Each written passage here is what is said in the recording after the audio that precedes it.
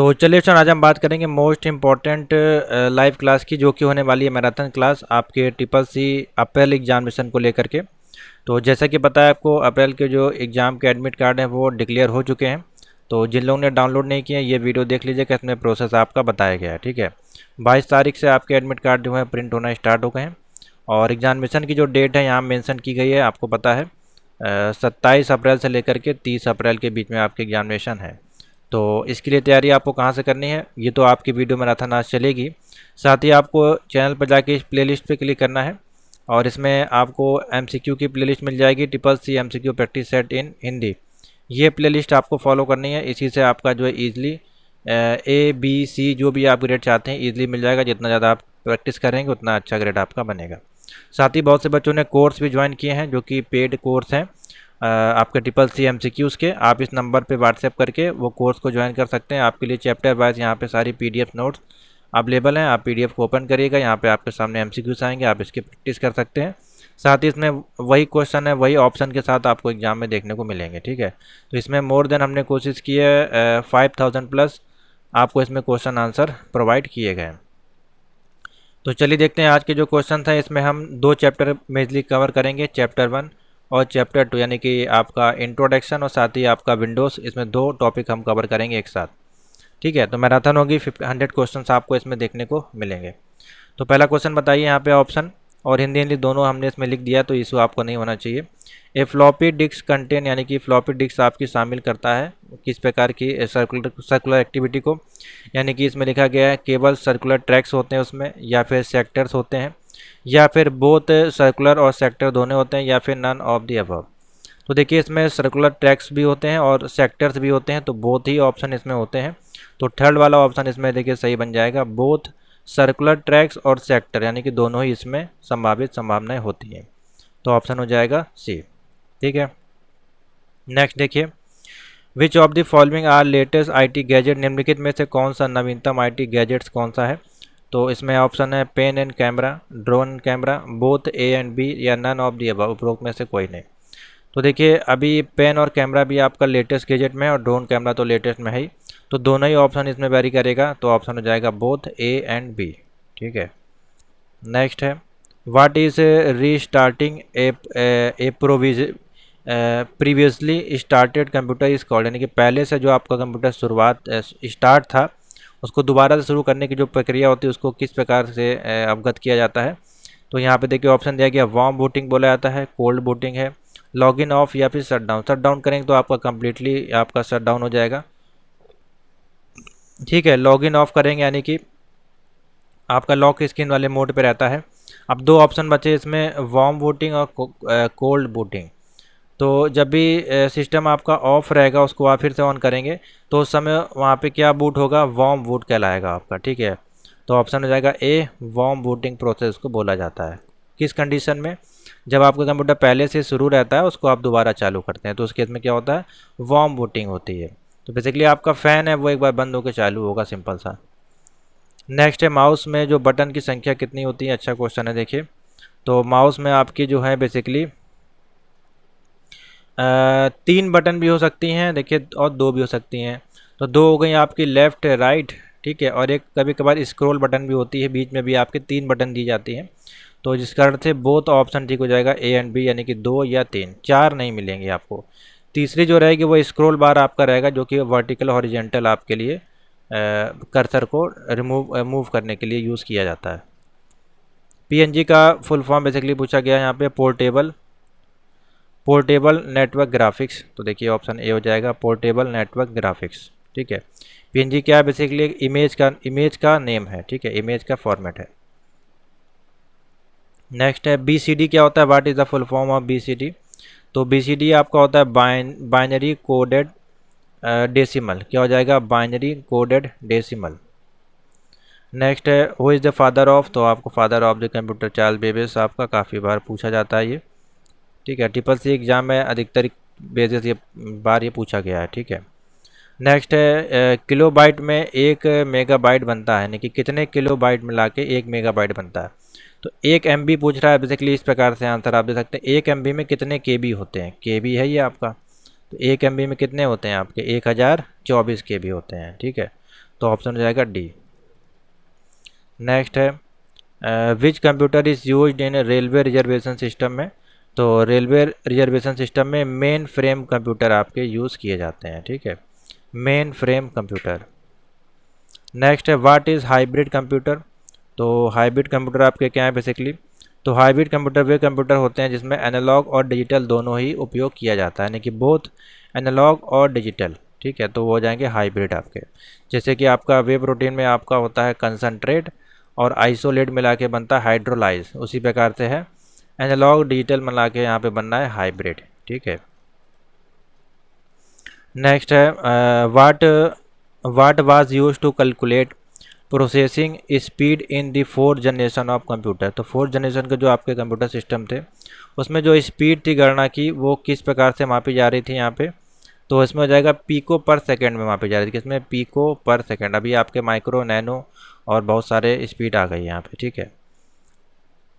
Number 12 है the mouse is connected to which part of the motherboard. तो mouse को connect करने के लिए आपके पास जो ऑप्शंस अवेलेबल होते हैं हमारे पास, वो या तो आप PS2 से कनेक्ट कर सकते हैं या फिर USB से कनेक्ट कर सकते हैं, सीरियल से कनेक्ट नहीं होता है। तो डी ऑप्शन बन जाएगा, A और B दोनों, ठीक है।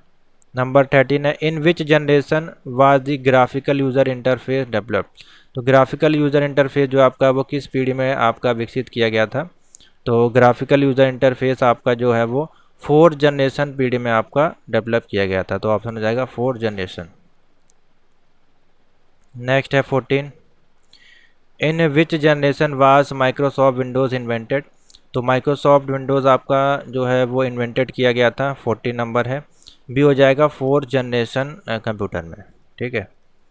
नेक्स्ट है what is the printer speed measured in. Printer की स्पीड आपकी जो मापी जाती है। अब देखिए बेसिकली इसमें देखिए ऑप्शन आपको किस प्रकार से फंसाया गया है, ठीक है।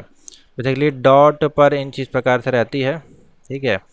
और लेकिन इसमें देखिए इसमें पेज और कॉपी और उसकी जो लाइन है उसके अनुसार यहाँ पे स्पीड उसकी मेंशन के ऑप्शन दे दिए गए हैं, यानी कितने पेज पर सेकंड जाएगा या पर मिनट जाएगा, या कितनी कॉपी पर मिनट जाएंगी, या कितनी लाइन उसकी पर मिनट जाएंगी। तो what is the printer speed measured in. तो प्रिंटर की स्पीड बेसिकली क्या क्या मेजर कर सकती है, यहाँ पे ये क्वेश्चन है, ठीक है। बाकी तो आपका डॉट इंच पर मिनट इस प्रकार से रहता है। अब यहाँ पे आपका पेज पर मिनट उसको भी मेज़र कर सकता है, कॉपी पर मिनट और लाइन पर मिनट आपका मेज़र करता है। तो ऑप्शन हो जाएगा ऑल ऑफ दी अबव, ठीक है। नेक्स्ट 16 देखिए in which generation was the semiconductor transistor use. तो सेमीकंडक्टर ट्रांजिस्टर आपका जो यूज़ होता है वो किस पीढ़ी में आपका यूज़ होता है। तो 16 का आपका ए हो जाएगा, इसमें 2nd जनरेशन पीढ़ी आपका ऑप्शन हो जाएगा, ठीक है। नेक्स्ट 17 है विच of the following is the first micro processor. निम्नलिखित में से पहला माइक्रो प्रोसेसर आपका कौन सा था। इंटेल 4004, क्या हो जाएगा, Intel 4004। Next which of the following first complete electronic computer. जो पूर्णतः आपका जो है इलेक्ट्रॉनिक कंप्यूटर है उसको किस नाम से जाना जाता है। तो वो जाएगा आपका ऑप्शन इसमें ENIAC, इनएक जिसको बोला जाता है, ENIAC। 19 है what is it called when a computer print a report. जब कोई कंप्यूटर रिपोर्ट प्रिंट करता है तो उसको बेसिकली क्या कहा जाता है, हार्ड कॉपी, ठीक है। क्या बोला जाएगा, हार्ड कॉपी को जो है हम प्रिंट करते हैं। नेक्स्ट है विच of the following component of the computer is called the brain of the computer. इनके में से कौन सा कंपोनेंट है जिसको कि ब्रेन ऑफ द कंप्यूटर कहा जाता है। तो ऑप्शन हो जाएगा CPU। नेक्स्ट 21 है प्रथम पीढ़ी में किस टेक्नोलॉजी का उपयोग किया जाता था। तो प्रथम पीढ़ी में हमारे पास ऑप्शन हो जाएगा 21 है, सी हो जाएगा। देखिए वैक्यूम ट्यूब्स का यहाँ पे इस्तेमाल किया जाता था, फिर आपके ट्रांजिस्टर, फिर इंटीग्रेटेड चिप, फिर अभी आपके AI वगैरह हैं, ठीक है। इस प्रकार निम्न में से कौन सी मेमोरी रीड और राइट ऑपरेशन के साथ साथ करने की अनुमति देती है। यानी कि which of the following memory allow read and write operation to be performed simultaneously. तो रीड एंड राइट के लिए यहाँ पे जो परफॉर्मेंस हमारी देती है वो बेसिकली रैम ही देती है, ठीक है। तो ऑप्शन हो जाएगा random access memory B. What is a computer generated result card, यानी कि कंप्यूटर द्वारा उत्पन्न परिणाम आपके जो हैं वो कहलाते हैं। 23 है। तो जो भी आपके जनरेटेड रिजल्ट हैं, रिजल्ट आपके क्या कहलाएंगे, कोई डेटा होगा, डेटा की मेमोरी में स्टोर होगा, उसका इनपुट होगा, और सबसे लास्ट में जो रिजल्ट देता है उस प्रोसेस को हम लोग क्या बोलते हैं, आउटपुट प्रक्रिया। तो रिजल्ट तो what is a computer generated result is called output. Option हो जाएगा डी। नेक्स्ट है, निम्नलिखित में से कौन सी डिवाइस जो है वो प्रिंटेड टेक्स्ट को इनपुट की तरह इस्तेमाल करती है। कौन सी डिवाइस है जो प्रिंटेड आपके टेक्स्ट हैं उनको इनपुट की तरह यूज़ करती है। तो आपने बहुत सारी डिवाइसेस हैं देखी हैं, जैसे कि optical mark recognization, magnetic ink character recognization, ठीक है, और ऑप्टिकल कार्ड रीडर, इस प्रकार से बहुत सारी डिवाइसेस हैं।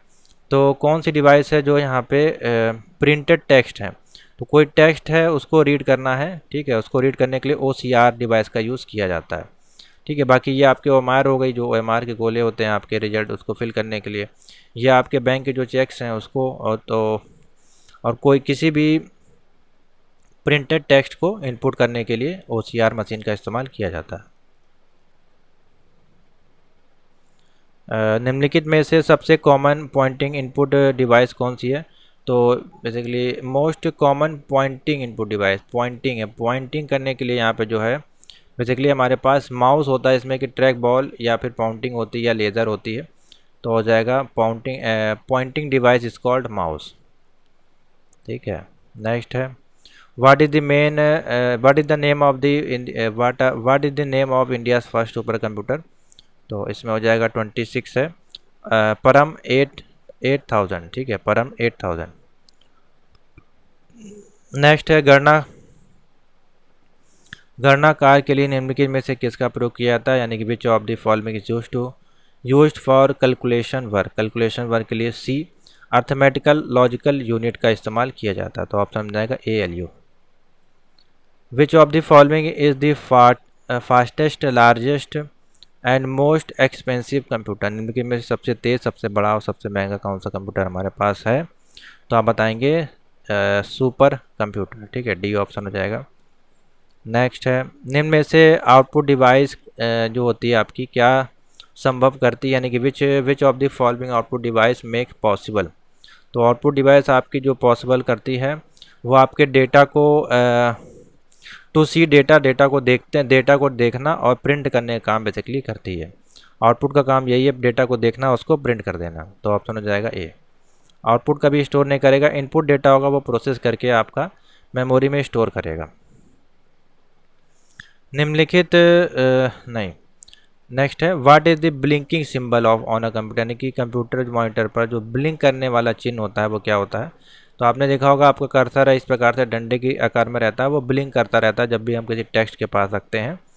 तो यहाँ पे हो जाएगा कर्सर, ठीक है। कौन सा है, 30 नंबर देख लीजिए, कर्सर होगा ऑप्शन, ठीक है। पॉइंटर आपका नहीं होगा, ठीक है, ट्रैक बॉल नहीं होगा, माउस नहीं होगा। नेक्स्ट है, the size of A virtual memory depend on, यानी कि वर्चुअल मेमोरी का जो आकार है वो किस पर डिपेंड करता है। तो virtual memory is called is depend on disc space, जो आपकी हार्ड डिस्क है, जैसे कि 500 आपकी GB की हो सकती है, 1 TB की हो सकती है, 2 TB की हो सकती है, उसके अनुसार ही आपकी वर्चुअल मेमोरी को पार्टीशन करेगा, ठीक है। तो डिपेंड ऑन आपका डिस्क का साइज कितनी है उसके अनुसार ही वर्चुअल मेमोरी आपकी डिपेंड करेगी। नेक्स्ट है, कंप्यूटर CPU हैज़ 3 यूनिट, एक आपकी मेमोरी है, कंट्रोल, और तीसरी आपकी कौन सी है। तो तीसरी जो यूनिट होती है वो अर्थमेटिकल और लॉजिकल यूनिट होती है, अर्थमेटिक और लॉजिकल यूनिट होती है। नेक्स्ट है, what is the full form of ENIAC। तो ENIC का फुल फॉर्म होता है, अब देख लीजिए ऊपर अभी क्वेश्चन आया था, ENIC का फुल फॉर्म इंपॉर्टेंट है, आपको पता होना चाहिए, पूछा जाता है। इसको बोला जाता है electronic numerical integrator and computer, ठीक है, electronic numerical integrator and computer, B इसका राइट आंसर हो जाएगा। अब ENIAC का आविष्कार किसके द्वारा किया गया था, ये भी इम्पोर्टेंट है। तो आप बताइएगा जॉन माउकेली एंड जे प्रेस्पर एक्कर्ट, इस प्रकार से है, ठीक है। चार्ल्स बेबे मत टिक कर दीजिएगा आसान के चक्कर में, जॉन मॉकेली करके है, ठीक है। और यहाँ पे अगर आपको ऑप्शन मिल जाए जे प्रेस्पर, पूरा नाम नहीं आता कोई बात नहीं। What does firmware ware, firmware आपका बेसिकली क्या होता है, तो फर्मवेयर बेसिकली होता है आपका हार्डवेयर सॉफ्टवेयर। क्या होता है, hardware software. Hard disk is quoted in both side, तो हार्ड डिस्क आपकी जो कोटेड होती है वो मैग्नेटिक मेटॉलिक ऑक्साइड की कोटेड होती है, मैग्नेटिक मेटेलिक ऑक्साइड। नेक्स्ट है, इनमें से बायोस जो है किस प्रकार की स्टोरेज डिवाइस होती है, तो बायोस आपकी जो है वो प्राइमरी मेमोरी एक तरह से होती है, आपकी प्राइमरी स्टोरेज डिवाइस कहलाती है। USB is a types of storage device, USB हमारी जो है वो सेकेंडरी स्टोरेज डिवाइस में आ जाती है, किसमें, secondary storage device. Is the high speed memory use in computer, high speed memory आपकी जो है वो सबसे ज़्यादा होती है कैश मेमोरी होती है, कैश मेमोरी जो है सबसे ज़्यादा फास्ट आपकी होती है।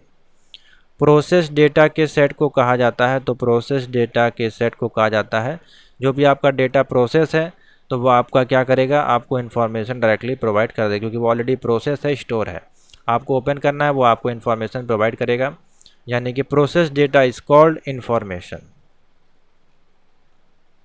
भीम का फुल फॉर्म देखिए पूछा गया, तो Bharat interface for money, option हो जाएगा सी। नेक्स्ट है, डिजी लॉकर ऐप जो है आपका कब लॉन्च किया गया था, तो 2015 में, मोस्ट इम्पॉर्टेंट क्वेश्चन है। माउस के माध्यम से किसी ऑब्जेक्ट की प्रॉपर्टीज़ को देखने के लिए हम क्या करेंगे, माउस को राइट क्लिक करेंगे। USB डिवाइस किस संरचना का अनुसरण करती है, तो USB डिवाइस आपके ट्री के आकार में आपका जो है संरचना करती है, ऑप्शन हो जाएगा सी। नेक्स्ट है, स्पैम किससे संबंधित है, तो स्पैम आपका जो है वो कंप्यूटर संबंधित है और जीमेल में आपका देखा जाता है। What is the full form of IBM, तो इंटरनेशनल बिजनेस मशीन, ये हो जाएगा A. Who is the manufacture of micro processor, micro processor के निर्माता कौन है, तो माइक्रो प्रोसेसर के निर्माता हमारे पास है इंटेल, ठीक है। अभी इंटेल भी है और दूसरा हमारे पास अभी जो है आपका जो लेटेस्ट है इंटेल के अलावा AMD है आपका, ठीक है, AMD इसमें दिया नहीं गया। MP3 इज़ ए, तो MP3 आपका क्या है, साउंड का फॉर्मेट है, किसका फॉर्मेट है, साउंड फॉर्मेट है। नेक्स्ट है, कंप्यूटर का वह भाग जिसे हम छू नहीं सकते हैं, तो हार्डवेयर हो गया, ठीक है, सिंपल सा क्वेश्चन है। क्वेश्चन नंबर था 49, सॉरी हार्डवेयर तो छू सकते हैं, सॉफ्टवेयर, सॉरी सॉफ्टवेयर हो जाएगा। लास्ट क्वेश्चन है आपके इंट्रोडक्शन चैप्टर का, इनपुट को आउटपुट में कौन रूपांतरण करता है, यानी कि who convert input to output, तो CPU आपका जो है ये काम करता है, तो ऑप्शन हो जाएगा आपका डी। तो आशा करते हैं ये 50 क्वेश्चन काफ़ी इजी थे, आपको आते होंगे और आपने कर लिए होंगे, तो 50 में से कितने मिले हैं आपको इस वीडियो को देखने के बाद, 20 नंबर, 30 नंबर, 40 नंबर या 50 नंबर, आप लोग कमेंट जरूर करें, आपकी प्रैक्टिस यहीं पे हो जाएगी, इसमें से काफ़ी क्वेश्चन आपको देखने को मिलने वाले हैं, ठीक है। आगे चलते हैं इसी में।